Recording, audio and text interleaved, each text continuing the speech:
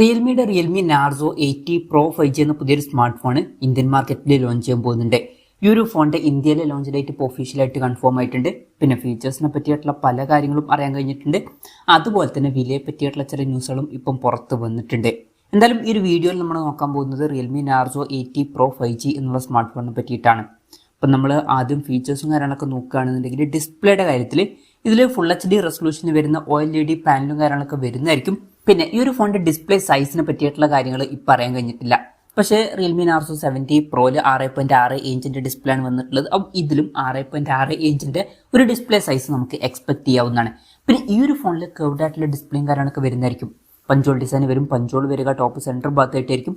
120 ഹെർട്സിന്റെ refresh rate ഒക്കെ ഇതിൽ support ചെയ്യും. 2500 ഹെർട്സിലെ ഇൻസ്റ്റന്റ് ടച്ച് സാമ്പിളിംഗ് റേറ്റ് എന്നുള്ള ഫീച്ചറും ഇതിൽ വരുന്നതായിരിക്കും.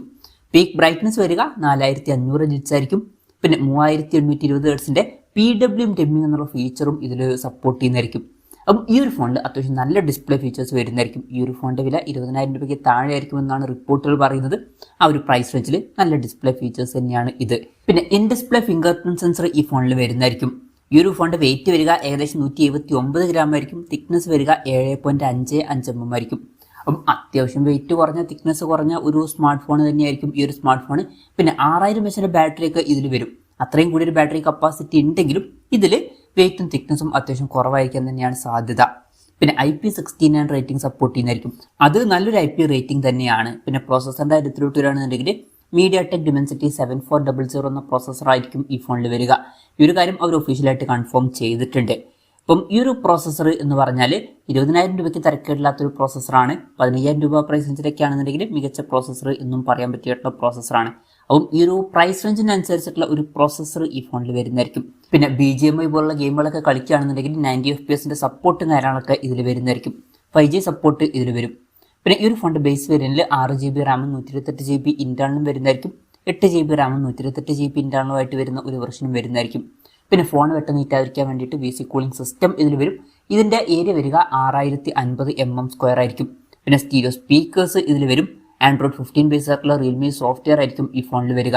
ക്യാമറയുടെ കാര്യം പറയുകയാണെന്നുണ്ടെങ്കിൽ ബാക്ക് ക്യാമറയിൽ മെയിൻ ക്യാമറ സെൻസറിനെ പറ്റിയിട്ടുള്ള കാര്യങ്ങൾ മാത്രമേ ഇപ്പം പറയാൻ കഴിഞ്ഞിട്ടുള്ളൂ. ഇതിൽ 50 മെഗാപിക്സലിന്റെ 1.8 അപ്പേഴ്സിൽ വരുന്ന സോണി IMX882ന്റെ മെയിൻ ക്യാമറ സെൻസർ വരുന്നതായിരിക്കും.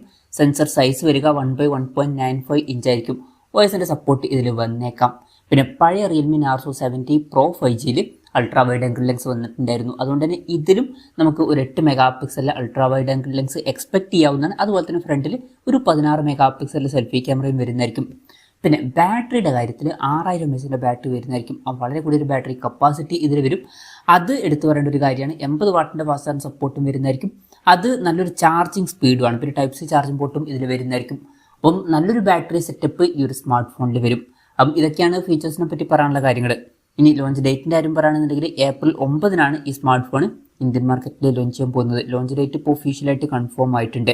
വിലയുടെ കാര്യം പറയുകയാണെന്നുണ്ടെങ്കിൽ അവർ ടീസറിൽ പറയുന്നത് വില 20,000 രൂപയ്ക്ക് താഴെ ആയിരിക്കുമെന്നാണ്.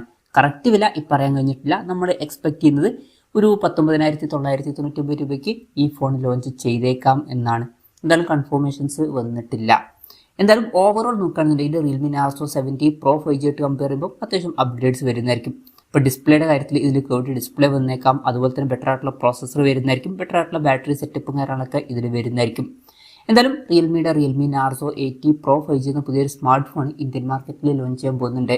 ഈ ഒരു ഫോണിനെ പറ്റിയിട്ടുള്ള നിങ്ങളുടെ അഭിപ്രായം ജസ്റ്റ് ഒന്ന് കമൻറ്റ് ചെയ്യുക. അതുപോലെ തന്നെ ഈ ഒരു സ്മാർട്ട് ഫോൺ ഇന്ത്യൻ മാർക്കറ്റിൽ നിങ്ങൾ ഏത് പ്രൈസിങ്ങിലാണ് എക്സ്പെക്ട് ചെയ്യുന്നത് എന്നുള്ള കാര്യം കൂടി ജസ്റ്റ് ഒന്ന് കമൻറ്റ് ചെയ്യുക.